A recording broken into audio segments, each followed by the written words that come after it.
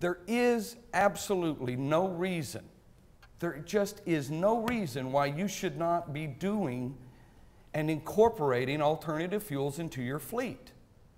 There's just no more excuses. Okay, there's alternative fuels out there. Which one's right?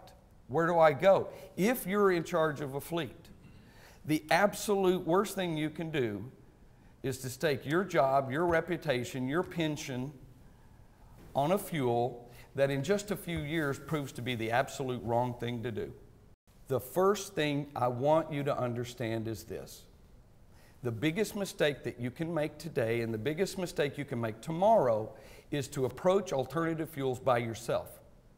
If you've had a council passed down to the city manager and the city manager has said, get alternative fuels going in our fleet.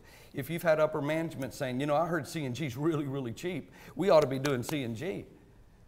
And they don't have a clue about what it's going to cost or how to do it or when to do it or where to do it. Have partners. Have partners that are committed to you. There are strength in numbers. If you do not have the ability to go out and instantaneously just swap your fleet over to, let's say, CNG, nobody does. Nobody can do that. So what do? How do you afford to make this step? Are you going to continue to sit still and do nothing? No. Have partners. If you can go to a funding agency and you can say, here is our long-term, here's our long-range plans, and this is this little piece that we're asking help for, that's where it fits in. And oh, by the way, if you'll help us do that, here's what we're going to do later.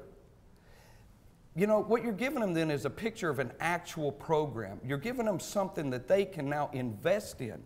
They're not funding, they're investing. And there's a big difference. Last year, we were able to raise over $30 million for clients through various grant funding programs.